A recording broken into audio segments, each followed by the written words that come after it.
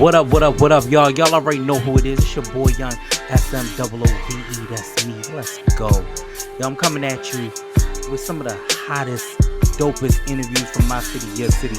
You already know what it is. And not to mention the fact, I got my R&B only that I'm coming back to on TikTok. Where we jam out to the hottest R&B. Keep in mind, we're going to chop it up, hear about the latest and greatest in hip-hop and more with my good friends and good times. And if you ain't watching, what's wrong with you, bitch? Either way, push the damn button and let's start the show. Yeah, let's go.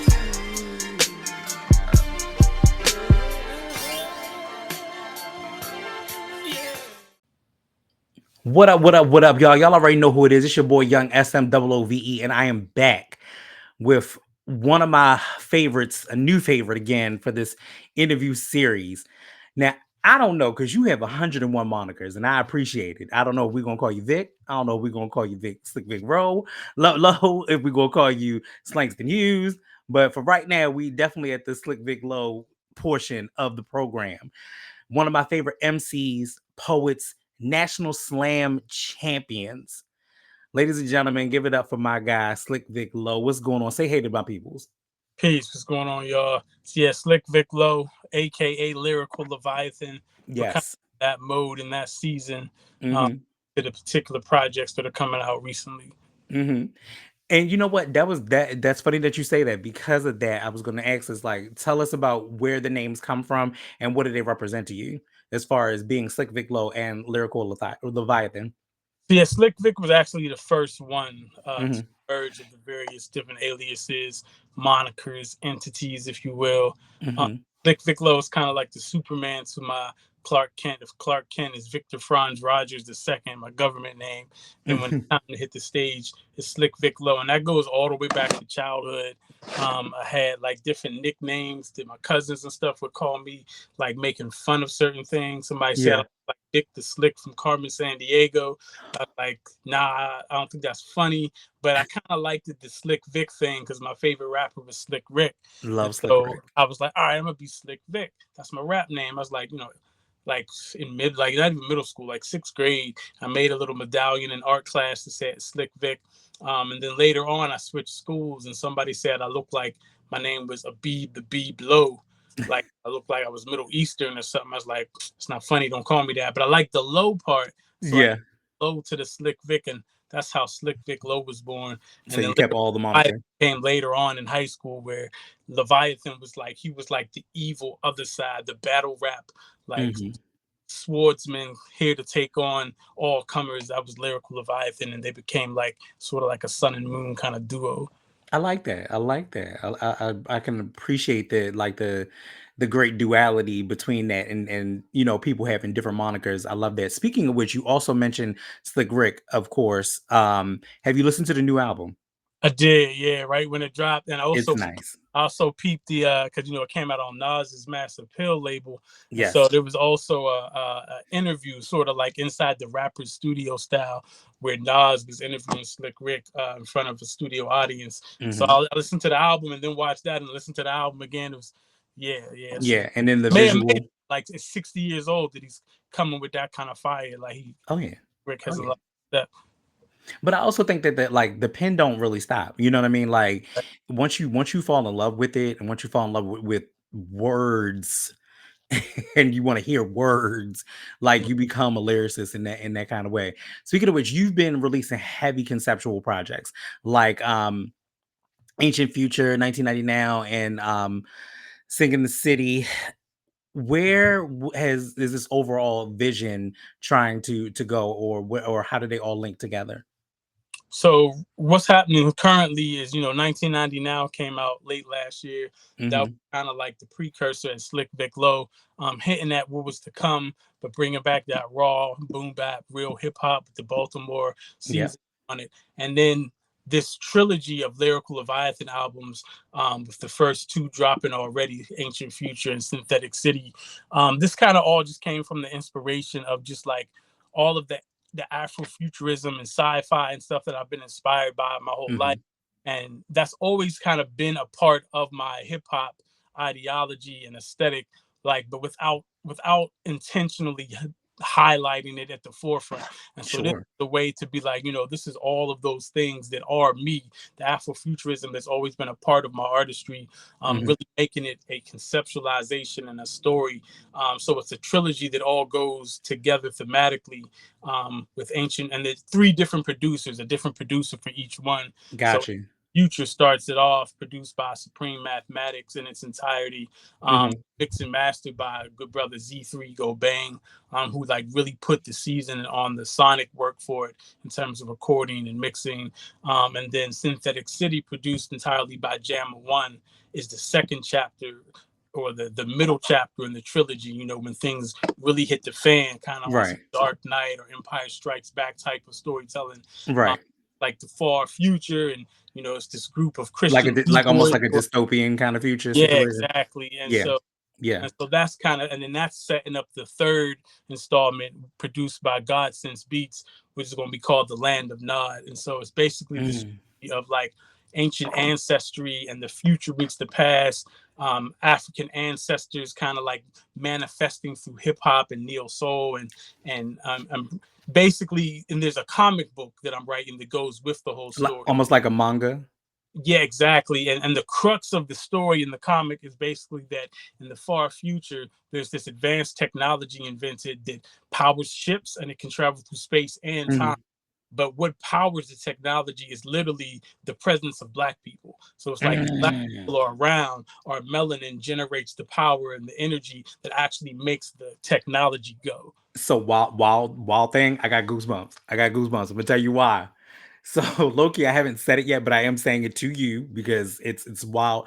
I am actually writing a book, and in my book is it's more of it being in a middle school setting as far as the read is concerned, but Mm, it literally is Afrofuturism, but about death and about our grief and about our loss and about how the bridges connect us. You know what I'm saying to you? Like how each moment in time and small things connect us and how the darkness can overtake us and so on and so forth. And my main character is a young girl, but she's an African girl. that's deep. So yeah, That's and it's a really middle school setting with yeah, but I put it as a middle schooler, like she's a middle schooler because I wanted it to be an easy read. I didn't want it to be so far off that you just be like, it's off the beaten path. But I really wanted to utilize, and to be honest with you, I'm also utilizing Chat GPT to organize my thoughts. Mhm. So it makes it come as one cohesive thing. And I got like 13 chapters ready already, so I'm excited. Uh, I'm super excited. that's Yeah, really yeah. interesting. I feel like at that age is when a lot of youth first or encounter death for the first time as well. Exactly, exactly. Because I was about like 10 when I lost my grandmother, and that changed the trajectory. If I swear, if it wasn't for my aunt giving me my first journal, I don't know if I would have wanted to write. You know Yeah. what I'm saying? And so, like, I feel like 10 is always that year. The first 10 years of your life is like when you get to this point where something is going to make you do the things that you really want to do. And I just felt like, what does that look like in a future sense? What does it look like for us as Black people? I wanted it to be healing, therapeutic, and really talk about a real journey of what that looks like to be comforting. And all of this came out of my grief and loss that I talked to you about off camera, but like that came from my grief and loss, and I was like, I really wanted to add and utilize that into that for our people. So yeah. Yeah. So Yeah, but you saying that made me think about that, like, oh yeah, I cannot wait. I cannot wait to do that. But speaking of Afrofuturism, as it is a major theme in your work. Oh, actually, before I go into that, nope, I just thought about another question. Um, so I'm in love with the trilogy situation, right? Um, do you have any favorite trilogies? Because there are a couple of artists that we know that are out there that have done major trilogies that have been like, yo, these projects, even though they may not seem the same, they go together or they've been in the same type of loop. Did you have anything that was some of your yeah. favorites? I would say I definitely, the typical, I enjoy the first Star Wars trilogy. That's something that Good trilogy. people came in contact with in childhood. It was Mhm. like, wow, what was that? The Dark Knight trilogy, as it's come to be known as, once all three of those Batman movies, that was probably, so a lot of people say that was like one of the best trilogies. Um, Mhm. And then for me personally, I'm a big Star Trek fan. So Yeah. though it may not have been originally intended as a trilogy, it certainly watches like one. And that's Hmm. Wrath of Khan, The Search for Spock, and The Voyage Home. You know, Yes, that's like that. Those three pivotal original crew Star Trek movies that really solidified the franchise to where it pretty much was never going to stop. for sure. And I even think musically, like as controversial as he is, Kanye had an amazing music Yeah, those trilogy. first three albums The were, first three albums, definitely, and even Nas, down to that point, even Nas is about four. But yeah, like it kind of just went into succession. Like, yeah, this works yeah, really even well. mine was, from the beginning, from Illmatic, it was written, I am Nostradamus. Like, Mhm. even in retrospect, it was like, oh, wow, he said that. Like that, and now Right, like right. Illmatic. So, Yeah. Yeah, and it still rings to my favorite to this day. Like I will never I think my favorite song is um two of them are always gonna be I Gave You Power and Affirmative Action. yeah, yeah. Yeah, so That's yeah. that. Oh, we're talking about, next level storytelling. Yeah, and that's one of the things that I think that I love about hip hop, and I think that's what got me into doing this. But as we were talking about before, you were talking about the Afrofuturism, and it's a major part of your work. What does it mean to you personally, and how does it make you come alive? And how does it come alive in your music? Um, I think that recently for this at the Synthetic City listening party, shout out brother by the name of Tamar. He was saying like, I kind of experienced time travel. He was saying because he was talking about how years and years ago, maybe like 2005 or something, me and him was like standing outside of a venue and we seen somebody go past on a motorized skateboard, and Mm-hmm. somebody we knew. And he said, I don't really remember exactly as clearly as he explains it, but he's like that. I was like, yo, that's some neo b-boy shit right there. And Right. and I had on the mismatched shoes like I used to always do, and I would kind of have my Remember own that. style, and I would always be talking about like space and different kind of like intergalactic things that at the time just what I did. I didn't even frame it at the time under this moniker of Afrofuturism. And he was saying, recently at the listening party for the new album, like, you was Afrofuturism then and didn't even True. know that that's what you were doing. I was like, right. And Yeah. like, I guess now, in this age where Afrofuturism has kind of become like a hot tagline, Yeah. especially ever since the first Black Panther came out, for me, it just made sense to intentionally present some work within that framework because it's been a part of what I've always been piecing together, Yeah. even before I necessarily knew what I would label it as that or not. And Um, and I think Kind of the all reason circles. right, not to cut you off, I'm sorry, but I think the reasoning for that is because at some point we didn't see ourselves in this at Hmm. all. Like there was a point where like when you talk about the Star Treks and you talk about the Star Wars, it's like we're not a part of that as black folk. Like if you look at Terminator, we're not in that dystopian future. Like that future or a future period is not going to be there for us. So, Yeah, especially when you talk about Nichelle Nichols and her character on Star Trek, yeah. and how Whoopi Goldberg as a little girl saw her on Star Trek and was just like, "Oh wow, look, it's the future and we're there." And so Yeah. like, you And know, then Whoopi ended up on it for the next generation. exactly. And she came to Gene Rod and be like, "Yo, I really want to be on your show." And he Yeah, was, "Are you serious? Like this was at the time she had just won the Oscar and everything." And yeah, he was, "Oh, you're serious? Like you really want to be on the show?" And it made the network be like, "Oh, absolutely, a second season is happening." So yeah, exactly, exactly. And that's what I'm saying. What I think people, or not necessarily people, I think the industry fails to realize is that we as a people are always going to be bankable. We're always going to be bankable. We're always going to be able to move that needle. We move it culturally, we move it, sonically, we're always going to move the needle. And speaking of sonically, how do you balance your futuristic soundscape with the real world social commentary? And where do those two thoughts meet for you? yeah, I mean, they're always, a part of the mix together. Especially with hip hop, like on the poetry side, as Langston Hughes, it's kind of very direct and in your face. But Mhm. on the hip hop side with the music, the approach can typically be a little more subtle, a little more conceptual, especially on the newest album, Synthetic City. like it was definitely inspired by one of my favorite albums of all time, Deltron 3030, by Mm-hmm. Del the Funky Homo Sapien and Dan the Automator. And they presented this dystopian future setting. But if you listen to the songs, they're simultaneously talking about this future place, but also there's this undertone of political statements made about the world of today. Of today, right, right, right, So right. I did something really similar with Synthetic City, where like I'm rhyming about androids and robots and all kind of interesting things that are in this future setting, but I'm really lyrically talking about what's happening in the world today, Mm-hmm. with a sci-fi twist on it, which has often been the nature of science fiction and speculative fiction, in that it was a way to talk about political issues of the day without it being censored, without it being like you can't talk about this. Right. Um, Especially in like the 1960s when Star Trek came out, like they were hiding metaphors inside of science fiction so that they could talk about race issues, could talk about war, could talk about political ideologies, coaxed in a sci-fi metaphor, so that the Mm-hmm. medicine can kind of be the medicine is kind of hidden in the food. Yeah, right, right, exactly, exactly. You also hit and mentioned about that you mentioned Slangston again, so I wanted to kind of re-gear. As a national slam champion, you know how to move a room with words.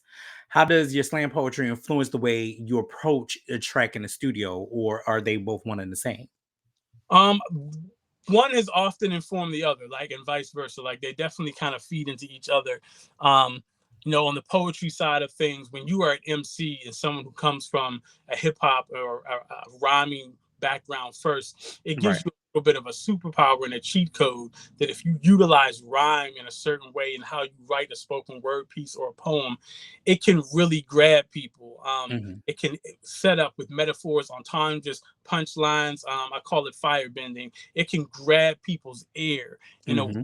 typical listener may not hear everything that's happening with all the metaphors and the poetic stuff. But if you put some rhyme elements, some hip hop elements, some of those same things that make a good acapella or battle rap verse stand out, using that as a cheat code in spoken word and especially in slam, if you apply it properly, it can really give you an advantage. Where on Hmm. the flip side, if you're someone who is often working in that acapella realm of spoken word and in slam, when you go to write verses, you don't waste words. You're used to making sure every line stands out Hmm. because you're on stage with nothing but your words in that poetry setting. So when you start to write rhymes for songs, you're used to making sure your lines are hitting, that every line has something to say. I think the bigger challenge often comes in transitioning from poetry to songwriting, where you have to figure out how not to be as wordy and how to Hmm. set things within a song Yep. structure. Yep. That's Yeah. a bit more challenging at times, but it does give you that edge, that advantage of your words being strong. Yeah. Yeah. Because I've seen a lot of times where um we've had certain poets where they'll go into it and you'll go into the booth and there are metaphors on top of entendres on top of entendres, but then the words, sometimes you got to cut the word down in order for it to fit within in the space of the beat. So I have seen that. I do understand what that means completely. How do you make a 16 work when you might have 33 bars that you've written? Right, That's right. like two songs. And then not only that, it's just it's the it has to like fit into a tone and cadence too. Right. And so if it doesn't fit into that, you're kind of like, you have to like then completely rework how that structures out for Yeah. all of that, You which gotta is great. kind of figure out, you know, where to make things fit in the pocket and where to experiment, where not to go outside of the bounds. You can break the rules, but you kind of got to make the rules first. Um, Hmm. Especially too when you're writing songs and you're writing portions that may be this should be shorter. This should be a hook. This should be 4 to 8 bars. Or a lot on Ancient Future. I have a singer, a vocalist on every song. A different black woman vocalist, and I wrote all the singing parts, and so Hmm. you got to really figure out like how not to become, you can't use poet or rapper brain when you're writing for things to be sung. And so you Right. got to figure out how to shorten things, how to take certain things out, how not to have too many syllables, especially to make sure certain things fit for harmony and melody and tone.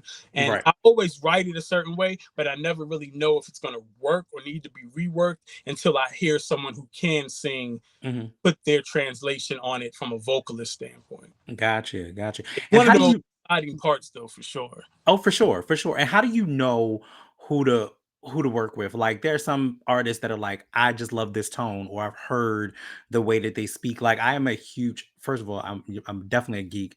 I was watching something with Lena Waithe and Cree Summer, and I love Cree Summer.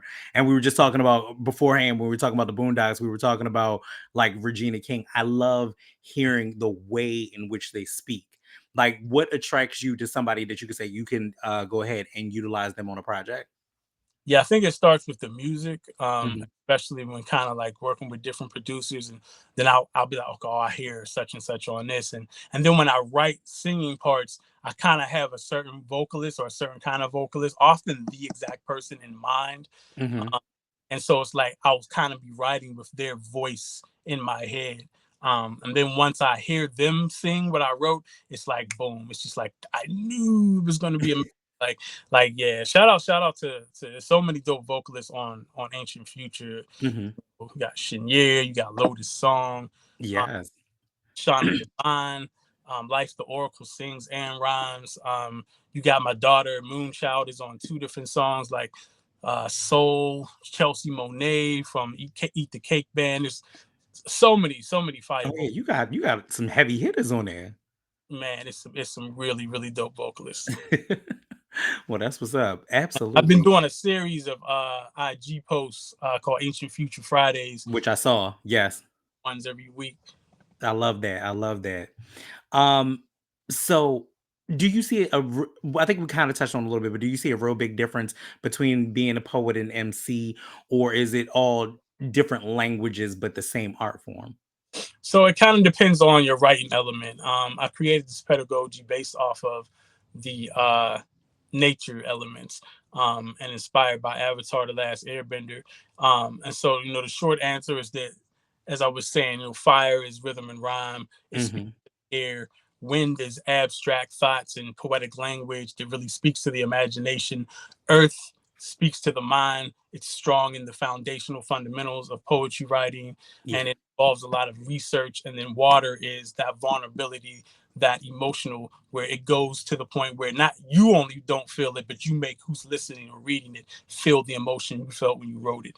Mm. So depending on what element you naturally are, your approach may vary. But Mhm. for those who are firebenders, who again started off in hip hop, your approach to the poetry often has some of those same writing tools and superpowers that you use whenever you're writing rhymes or hip hop. Yeah. Yeah. And if you're flipping it the other way around and you're coming from hip hop into the poetry realm, you'll have some of those same natural skills and aesthetics to come with you. I think the secret with rhyme, with firebending, is using the rhyme to really say something as opposed to using the rhyme to rhyme a lot. And I think Yeah. that's the difference between effectively doing it And and just doing it. that it's just showing off that you can rhyme. Yeah, no, I love that, and I love the fact that you compared it to the Airbender series, which again, great series in the animated version, not so great in the live Yeah, action. those first 10 seconds were amazing. And Yeah, yeah, no, it's like, oh, this is no, it's not great. Like that's all you got. Like it's not great. better Something than about the that was movie, weird. than the M. Night Shyamalan. The, and But see, we don't talk M about. M Night is like it's a hit or miss. It is a hit or miss with him as a Yeah, director. It's like, yeah. you got Sixth Sense, and then you got And you got Airbender. the village. Right. That you have to if I have to watch a movie and ask questions, I'm not gonna be able to do If it. you're angry at the end of the movie, that says a lot too. That does too. Like I just watched Weapons, and Weapons, I will say is pretty good. Hmm, Weapons is pretty good. interesting. Yeah, Weapons was pretty good though. And it takes a minute. Like I'm in my bag of I'm like watching everything now. I'm just trying to like explore my palette. but I had to go back. I had to. I'm a huge fan. But I went to the highest, the lowest, because I knew that this was going to be Spike and Denzel's last moment together. But it Yeah, made me, yeah, it made me think though. I was like, oh, the new one that is emerging is Ryan and Mike. And right. I didn't get that at first. And I was like, oh, because every Yeah. director needs their muse. And I was like, oh yeah, this is a thing. This is a thing. Hmm. So what lessons, if any, have you learned on the slam stage that still guide you in your performance and musically live today? The biggest lessons from the slam stage is that you learn more from the losses than you do the wins. Hmm. You learn Hmm. lessons when you take L's more than W's, Yeah.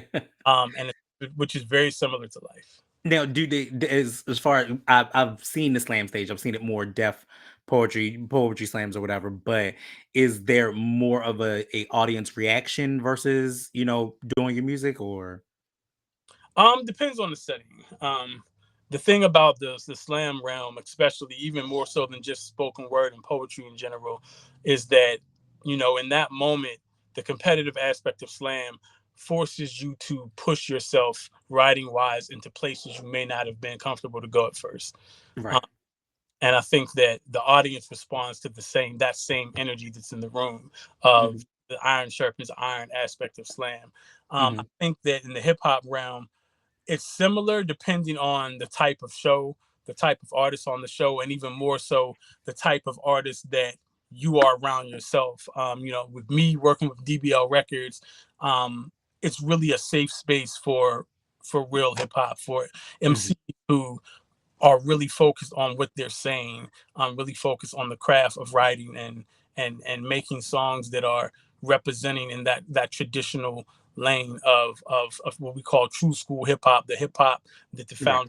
foundation of the music that we love so much was built on. So Yeah. I Yeah. think it depends on the setting with hip hop. And that's a big thing to kind of come up on, to have hip hop. Like I understand that hip hop has to grow. It has to every genre has to flourish in its way Mm. and build in its new way. And I think that because hip hop has become one of the main staples of culture, period, it flourishes in a different way. I think where we lose context is when there's no depth in the words, just like you said before. Like when there's no depth in the words, you can tell. And you can tell that there's a big difference in that, where it's like you don't, you don't, you don't even care anymore. Like it is wild to know that just from regular radio, we used to have arrestive development on the radio. Right. Mr. Window was a thing. It's Like we listened to it, and I still public, know all the words now. Public Enemy, all of that stuff. And now there's nobody pushing that political needle. not in the mainstream. Not in the mainstream. Right. I think underground and independent hip hop grew exponentially in the Sure. early thousands because of the internet. And when it grew, it made it possible for artists to create their own lanes and platforms even more and more as time passed, especially now in the social media age where you don't have to depend on a mainstream label to get your message directly to the people who are your supporters. But I think it also made it so that what's in the mainstream became that much more one dimensional and that much more saturated. But I think it's interesting how right now we're really in a time and in a moment where you see so many veterans, so many OGs in the hip hop realm, lyrical superstars who are coming back to the forefront and dropping albums and Yo. lyrically outdoing the younger generation by leaps and bounds. Um, Yo. going to force some of those coming up to take a second look at how much they actually care or don't care about the actual craft of things because And just because you said that, and I have said this to so many people, I'm going to literally send you my OG's new style playlist that has like 800 goddamn songs on it. wow. But it literally is everybody that I love, that goes from the stuff that they made from 2020 until now. For whatever it is for the last 5 years, Buster is all up and through there, let's be clear. But you got Buster, you got Slick Rick, you got Nas, you got Snoop. It's just like a whole list of people that is make Red Man. All of that shit is on there. It is one of my favorite walking playlists. I literally can put it on and just walk to it. it is the dopest playlist. So I will make sure I send that to you. Um, but let's talk Baltimore. Baltimore is a powerful, cultured city. Um, how has this city shaped your voice as an artist? Oh, that's a super powerful question. Hold on, I'm gonna answer, but first I'm gonna turn the light on because it's dark. That's okay. Do your thing. Do your thing, Black man. I love it, y'all. Like this is one of my favorite new interviews. So super excited to do that. Cannot wait. Cannot wait for y'all to see this series. I can't wait. I am excited. So Go ahead. I came to Baltimore in 2001. Hmm. Freshman at Coppin State University, and it really was this city, artistic voice that helped me find my own. Hmm. Um, it was it's so many events, so many artists on the scene then, and I jumped right in, feet first, Yeah. and it really became the reason that I stayed here, and even the reason that I initially was like, all right, I got to get some financial aid popping and get back to Coppin so that I can get on these stages and grab these microphones that are being passed around. Yeah. And so, Baltimore is unique. Um, it's unique in that the things that make Baltimore the place that is so visceral, so filled and steeped in trauma, are the same things that cause its art to be so brilliant. Um, Right. like the epitome of pain produces the most potent poems. Baltimore is a city where the nature of the city, the history of the city, the struggle of the city is what makes the art of it shine so brilliantly. And I even touch on this in an Afrofuturistic manner in the Mm. series and in the comic book that I'm writing, where the premise is inspired by a line from a song by a good friend of mine named Kareem Ali, where he Hmm. talks about Baltimore being the spot where Lucifer landed when he fell from heaven. Um, I see and that. so in the book, I talk about, well, what happens then when Lucifer lands in the spot where the city will be built? What happens literally to the very earth that energy seeps into? And then Hmm. what happens when that energy permeates throughout the generations? Well, the secret is that anywhere that Satan's going to land, God is already there ahead of time, Right. preparing to balance the scales. And in this story, what balances the scales is the art that is in the city being created from generation to generation, the community that builds and comes together, and it creates this place. And then by the time we get to this ancient future, Baltimore is still there. Mm. It's a floating city that is Mm. also exists, above the earth in orbit. And then the Black Mall, people know about the Black Mall that happens every third Sunday. In this future, the Black Mall is still there and is the pivotal center point of this floating, ancient, futuristic sci-fi Baltimore. Okay. But again, when we're talking about the socio-political being crouched in the sci-fi and the Afrofuturism metaphor, you know, Yeah. that's what we're getting at. The crux of is the social political aspect of how Baltimore, a city that is steeped in so much trauma, but Yeah. also responds to that trauma with so much brilliance, so much creativity, so much incredible art, so much love that exists in the community. And it's funny, and I hate to quote myself, but I remember I wrote in a rhyme one time, how can you deny it when this is a city that birthed you and raised you, even though it might have been a place that hated you? Like I think that in some ways there's such a brilliant duality in our city that it even through the fuck shit, even through the fuck shit, there is no other place that I would rather be.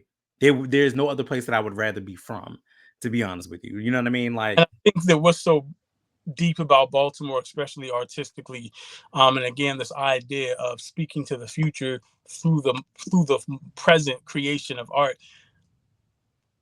One day Baltimore is going to be looked at as this time capsule of a art city. I mean, there's the mhm, book called City of Artists with all this work of all these amazing visual artists from Baltimore. And I think that the time capsule that is Baltimore in general when it comes to art is a city that created its own platform without the need of major industry plugins in order for our voice to be valid, right? right, real time, people often talk about, we don't have the same connection to the industry and to mainstream that a New York or an LA or even a DC might. But Right. I don't look at that as a negative though, because we have created our own platform, our own industry, uh, Hmm. through our art in ways that other cities don't necessarily have. They depend on that connection where we build our own and then we go outside of Baltimore to establish it if that's what we want to do. You know, Right. shout out to Blackwater Studios and Chris Marcel, who create the music for the Afrofuturistic kids series on Cartoon Network. Um, I can forget how to pronounce it. Enua, where it's this whole Oh, story of this Afrofuturistic story set in the form of a children's story, but it's having all of these deep and amazing themes. And those are yeah. all producers from Baltimore who create the actual music for that show. I did Um, not know that. I um, you did not know, know look at like the Amani Network and the work that they're doing. Look at in the underground hip hop realm of MCs like that. Il Big shout out to the Imani Network. and Yes, big shout all out to the Imani Network. world. You know what I'm saying? So all the way to DBL Records and the noise we're Mhm. starting to make in the hip hop side of things, putting Baltimore out there more. So I really feel like that it's been a blessing that we haven't had to run to the mainstream industry in order That for our part. voice to be validated, but we're able to be loud enough and strong enough in our own authenticity, our own authenticity, Mm, to where you know the world is going to have to take more notice at some point. yeah, Already. yeah. Yeah, I love that. I love that. I think that is I mean, there's no other way to say that. Like we set the tone. Like we have Dance culture, our music, right. the Right. comedy that comes out of Baltimore, like these things are starting to get more and more put on blast in Yeah. ways. Yeah, you know what? Dang, it's funny because I think that we don't. I think sometimes we look at it, especially when you're from here and you live here, you look at it from such limited terms. Like you know what Mondawmin looks like, you know what Towson looks like, you know how to get to the said places and just kind of ride around the city, and it always quote unquote feels the same. But there are the movers and shakers that are underground, and then they're moving through and making noise and making a sound for themselves. So yeah, I like that. I love the way you thought about that. Or So your work touches on um, justice, social justice, spirituality, the power structures that are around us. How do you decide what themes to put your energy towards in your music? I think my work always has had this spiritual through line to it. Right. The way that I write, to where some connection, some direct plug into the celestial wireless of something beyond, something that is the most high channeling directly through me as the microphone is always there. um, Right. so that's really always the guiding presence. Even on a project like Ancient Future, where it's really neo soul battle rap fusion, and Hmm. I'm going so hard lyrically, there's still this spine of spirituality and ancestral intelligence, if you will, connected to it. And I think that that's always the foundation. Is at the core of what I do as a writer. Um, Hmm. and that just naturally connects organically to talking about things that are happening in society, or um, discussing, the ethics of art itself. All of those things are an extension of the core, which is that this is my connection to the higher power. Yeah. Yeah. Yeah. I can see that as the main through line in some of the tracks that that I've listened to and also been able to play on the show, which I also wanted to take a moment out and thank you for that as well, and sending me some of those tracks. I was like, once I saw it and it started coming across my feed, and then I had to, in my mind, I had to put the moniker of Slangston Hughes in it because I was like, oh, I do know this cat. Like, I know who he is. And Or so once I realized what it was, I was like, hell yeah. And I got it out of my own way and was like, you know what, let me start reaching out again. Let me start reaching out to Baltimore artists again. And I've done it one time with the series. I was like, let me do it again. And the fact that you guys say yes blesses me and blesses my spirit immensely. So I just wanted to make sure that you were aware of that because I thank you ever so much for that. Blessing to be here. Hmm. So also speaking of which, we also have talked and we talked heavily about Afrofuturism, and it is about reimagining the Black future. What kind of future are you hoping your music paints for listeners? Um, I really want to show what's possible. I think that's the beauty of Afrofuturism and Black speculative fiction. You know, African futurism. Like it, it's born in the tradition of Black oral storytelling, oral tradition, where if you read writers like Credo Mutwa, the Zulu shaman, who compiled together the master collection of African folklore that basically was introduced to the Western world, Hmm. the introduction of that book describes what you're about to read not as folklore, but as it was, the way that it really happened, right? Hmm.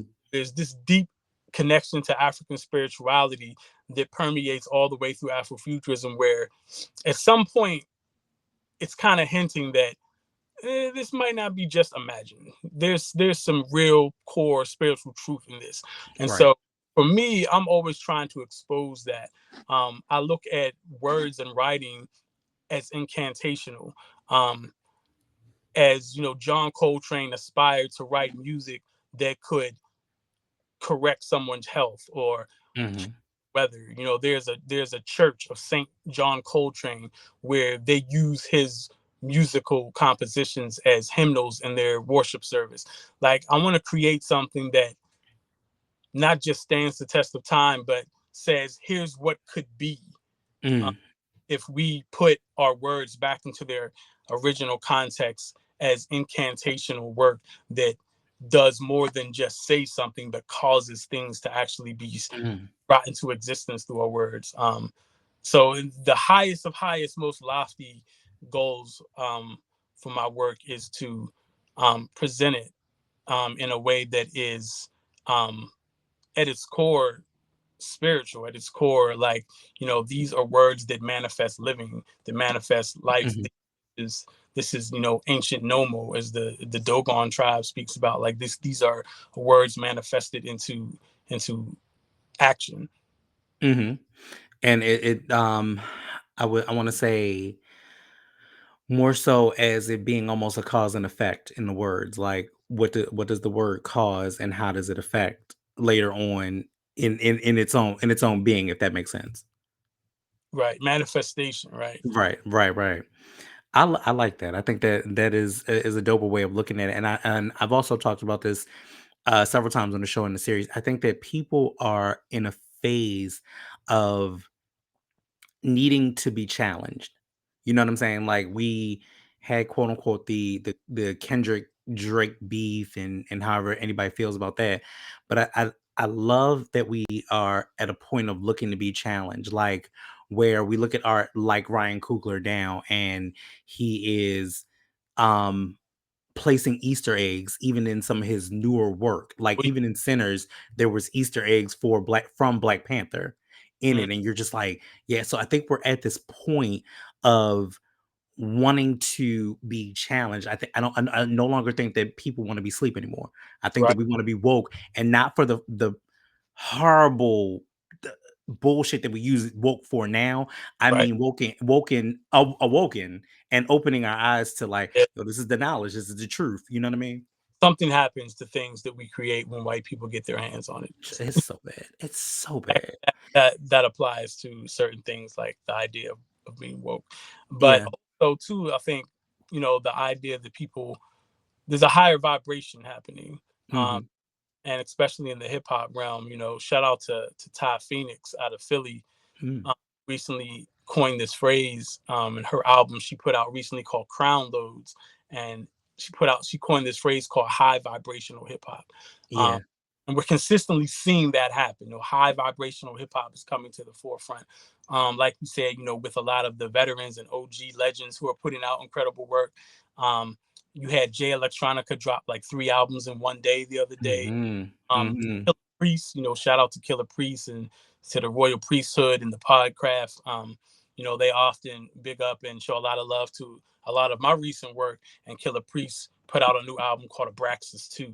And Mm, that album, and you are hearing in real time higher vibrational hip hop yeah, music and lyrically. And so I think that, some portals have been opened for that, sure. For right, sure. those of us who subscribe and who are practitioners of a different level of this art form, it's time for us to come running through these portals like, a la Biggie kicking in the door, You're because waving the 4-4. exactly people want something more. Yes. A Yes. diet of really dumbed down McDonald type music. I think it's ran its course. Hmm. Exactly. Exactly.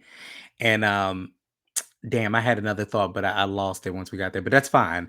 But I think I hunger for those days because I always tell this story about, like, even with oh, you know what? That's what it was. Before I go into what I'm about to say now. Um Also, I'm excited about The Alchemist and Erica Badu. Yeah, yeah, that right. That's what I was gonna say. That's what the Had my original thought. crowd like, okay, they said it was gonna come out. Did it come out yet? Like, and I seen some I of the need it. footage in the live shows that Hmm. they've done, the limited tour of the new songs off of the record. Like, yeah, that's gonna be crazy. And the fact that they are confiscating phones. They Right. want you to sit What with the art. video feeds later? Yeah, they want you to sit with the art, which is low key even in the mainstream of things, because I think the music video is not as profitable as it used to be, as it once was. Even though we are a capitalistic society, it's not as profitable as it once was. So people aren't Yeah, putting as much into them. emotionally profitable. Right, but it's like we're sitting with the work now. Like, you have to sit with the work. Like, this whole 3-act trilogy situation that Beyonce is doing, we haven't gotten a visual. We're sitting with the work. Like, you have to sit with the art. And those that reminds me of days of vinyl. You know what I'm saying? Like, yeah, like, you have to really, really sit with the art. I currently I have no idea. This is why I love music and the futurism of it all. So right now I took it upon myself to create a radio station, just because I just for some reason I just felt it in my spirit that I wanted to hear the best of these particular artists. So it was Whitney Houston, Mariah Carey, Luther Vandross, and Shaka Khan. Wow. And when I tell you, I literally let the AI decide whatever it was going to play, and it played a list of these songs, and every song was a banger. Right. Every single song was a Those- banger, and I was like, I loved it, and I needed it. And so that's why sometimes it's not as bad as it seems to, use a little bit of AI. But Yeah. My yeah, mother, my mother always said, young Luther, old Luther, fat Luther, skinny Skinny Luther. Luther. All the Luthers are the best Luther. Like, Do you know, this is the wildest shit? I'm gonna tell you the wildest shit. Do you know I am listening to A House Is Not a Home? It starts off with that because I am in love with this goddamn song. And I didn't realize how much I love this song, which, number one, was actually a Dionne Warwick song, first of all. right. Secondly, do you know that song is 7 minutes? Have you seen the live version of him doing it at, I think I want to say it's the Soul Train Train Award? Awards, and she's crying. Man, that is an incredible performance. I said, my God. And it is, and it just is. And then listening to Whitney and her operatic soprano, and you're just like if you listen to I Have Nothing, and it's just the stair step of that. And there is something that is in the vibration and the way in which they sang. And it's just like it captures you. And that's what you were speaking towards originally when you're talking about, like, this, there's a vibrational Right. thing. Like, that's missing. You want to Even Mariah Carey, with the whistle tone, like, even that is something. you want to completely eviscerate the algorithm. Throw Stevie Wonder in there in that mix too. I am. But actually I'm thinking about putting Stevie and Patty. Dude, Putting a little Patti LaBelle in there, because you know what, for better or worse, even though sometimes Patty keys be a little off, but even though the keys be off, Patty's soul is right. Patty, still Patty the way only Patty can do Patty. Oh yeah, it is what it is. But so what advice would you give for a young MC or poet who wants to use their art to impact? Stay honest to yourself. You know what I mean? Stay authentic to yourself. The Mhm. minute you start trying to tailor what you're doing in order to sound like what you think things are supposed to sound like, as opposed to sounding like you, it's going to depreciate the impact that you could possibly have. Mhm. Yeah. Yeah, I can definitely agree with that. I can agree with that. And so you've given us albums and singles, poetry. What's next for you? Like what's the next platform that you're thinking about tackling? Well, speaking of vinyl, when it gets to the final phase, the holy of holies, what I would what I am manifesting, and manifesting, if you will, That is part. to the final trilogy. The final album in the trilogy comes out in November. um that's the Land of Nod. That's the one that basically it's like, all right, we didn't travel to the ancient future, we didn't fight the fight inside of this crazy synthetic city where all of the powers that be are trying to take over and destroy what black people have created as in who we are. The Land of Nod is like that place, that safe haven for us as melanated light workers where, all right, we won. And so what I would love to do in terms of presentation and platform, I would love to actually drop an exclusive triple vinyl set of all three. Mm, And you can mm, only get it while it exists. There's only but so many. But yeah. all three in three different custom made vinyl set. Ooh, and like would they trifold and like maybe even have some of the manga on the trifold? Why not, right? Especially Right? Like big album covers, yeah. multiple panels. You open it up, you take it out the sleeve. There's the comic book, like Yeah. one of a kind for one time. Yeah, that would be dope. And here's the thing, I'm still that person that still has their CD book. You know what I'm saying to you. Hence the pictures that are behind me because that was all the stuff that was out of my some of the stuff that was out of my CD book. But Wow, in general, and mind you, some, and I mean a small taste. One side is this is the hip hop side, the other side is the R&B side. nice. Small taste of what's in there, and it's still over there. I say all of that to say was I wasn't trying to recollect vinyl, but if I had to get the small pieces, like I would go and get the Erica Badu and the Alchemist. I would go and get your trilogy. You know what I'm saying, and really put that into perspective because those will be ultimate collector's items, and then you would have to sign it, of course. But those would be ultimate collector's items, and I always am real selective about what I still keep. I said this to someone else. I actually still have Cisco's signature that he gave me when I met him when I was working at Sam Goody and he was looking Wow, for the Sims. Well, I'm that old, brother. Like I'm that man, old.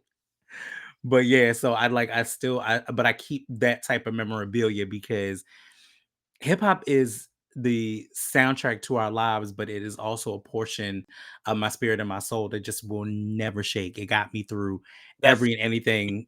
artifacts, or they're gonna Right, be part of right, in the future in the exactly, exactly. ancient. Uh, yeah, I feel you on that. I feel you on that.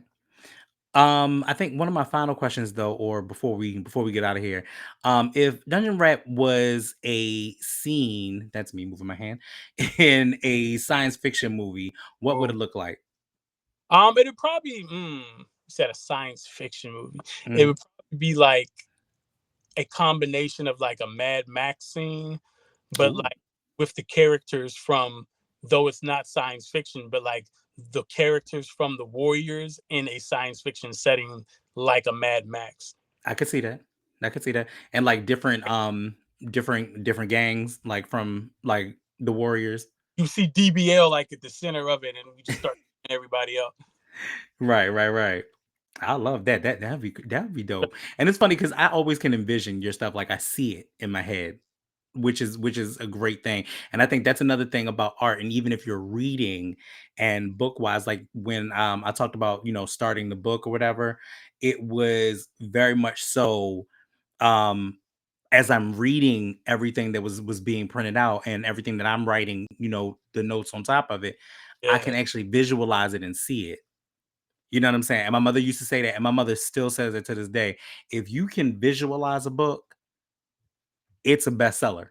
Like if you yeah, can't visualize it in the first couple of pages, if you can't visualize it, you have to give it 6 to 10 pages. If you can't visualize it in 6 to 10 pages, you're never gonna get it.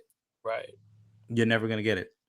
Um, you if you got to build your dream Afrofuturistic Avengers lineup, who's in the crew? Um, Honestly, the crew would be the crew. You know what I'm saying? The DBL Records crew. I mean, especially a lot of the people who are on um either Synthetic City or Ancient Future, you know, you have to have Life the Oracle, gotta have Prince Mac, Moonchild, Shinyear, you know, Hmm. Jammer One, Supreme Mathematics, God Sense Beats. Like the crew would end up being the crew for sure, you know. Yeah.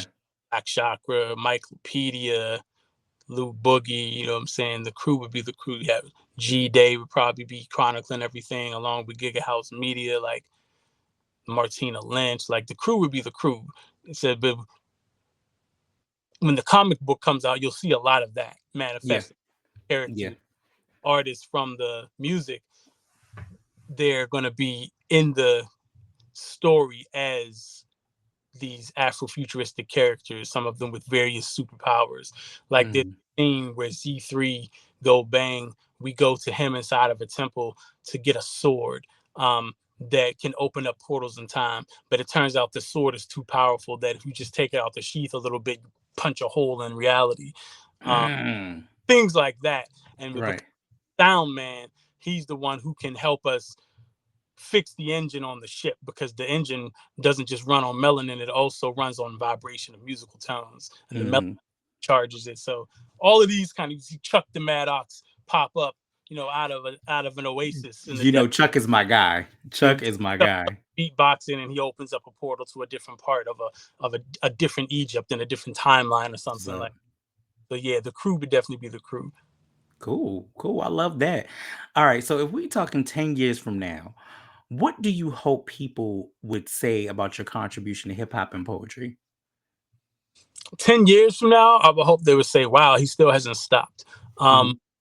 I would say 50 years from now, what they will be saying is it was timeless and some people didn't even know it at the time. Mm. Mhm. I think that Mhm. it's important that we create music that will still be here. You know, the 50-year anniversary of hip hop was what, 2 years ago? It was. So many of the mainstream artists on the radio or all of the streams and stuff today, I promise you, they are not going to be playing 50 years from now. They're not. They will still be playing Wu Tang, Tribe Called Quest, De La Soul. These things will still be being played. Yeah. Nas, Raz Kaz, Killer Priest. These things will still be being played 50 years from now. Yeah. You're not going to hear the Youngs and the Lils being played 50 years from now. Nope.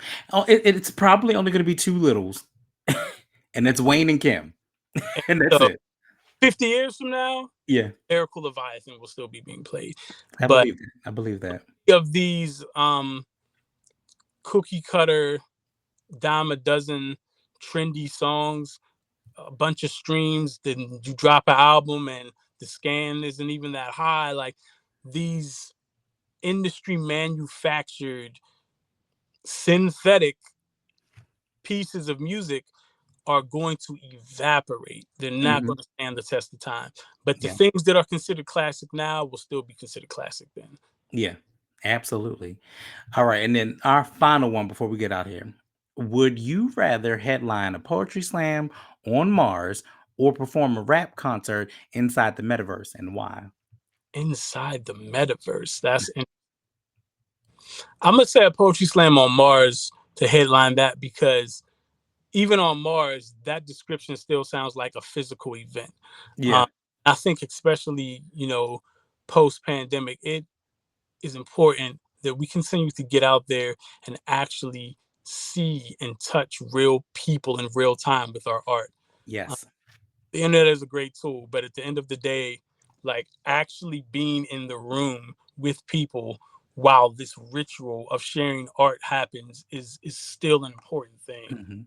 Hmm. So even Hmm. if I'm on Mars, if there's really people there, I would take that.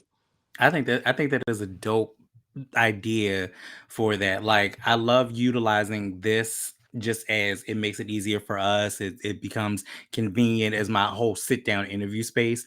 But eventually, I want to branch out of this space so we can eventually touch each other again. You know what I'm saying? But I Yeah, do it on purpose just because, again, there are also some times where there are people that are in other states. So that made it easier. But you're yeah. right. We do need to get So back to that. we're live in the flesh. Yeah, we definitely need to get back to that. But my guy, Slick Big Low, it's always, always, always a pleasure. Your music gets played here. Where can our people find you, and how can they reach you? Artist Alien 777 on IG at Artist Alien 777. That's where you can pretty much find everything. Majority of the contact is there. On Facebook, my government, Victor Rogers. Right now it's Lyrical Leviathan in parentheses because Hmm. who's promoting projects the most at the moment. And then also make sure you check out DBL Records at DBL Records 2020 on IG. We're always doing big things with the squad. Shout out the whole team. Shout out Prince Mac, D Skills Harris, Lou Boogie, Michaelpedia, Black Chakra, G Day, Moonchild, the whole squad, Mystique, everybody who represents for DBL, both the rap group and the label. We got some big things coming. That Liberated Scarfaces part 2 is dropping soon. Liquid Guns. Synthetic City, of course, is out right now. Ancient Future is out right now. 1990 Now is out right now. We're doing something big for the 1 year anniversary of 1990 Now. And then also a really special video for one of the songs off of there featuring the root of 4 Fuji. Um, and Giga House Media just shot and directed the video for that. It's dropping soon. It's called Alien Moon Alchemy. And the root of 4 Fuji is dropping the album on Royal Priesthood Records, Killer Priest's label called Fourth Chamber. That's dropping next month. So definitely check out Naru. That's the fam.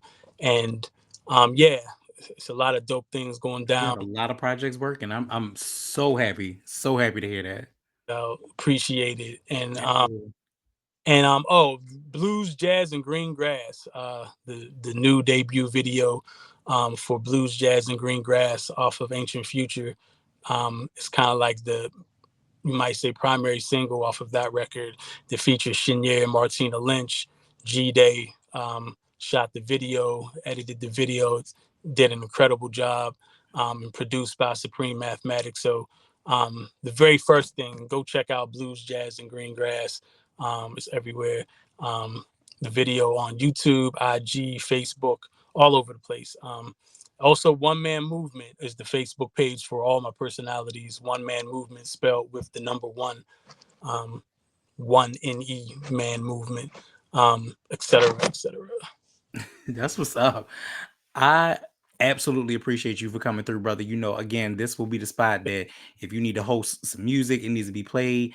I hope I get an invite to the 1 year because I would definitely love to come to that as well. And we can definitely make some things happen. And so what I'm going to do is I'm going to end this out for my people. You and I'll talk offline real quick, and then that's it. But y'all already know where to find me. Y'all already know what it is. Make sure y'all check out your boy Young SMOOVE, and I shall return. All right, y'all. Peace. All right, y'all. That's it. We done. We out of here. Hope y'all had a good time. Hope y'all enjoyed yourselves. On to the next. So make sure you like, make sure you comment, make sure you subscribe, because y'all already know what it is. We is outside, and that's on period. Yo, thanks so much for all the laughs, but that's all, folks. That's all she wrote. And until next time, y'all already know what I'm gonna do, what I'm gonna say.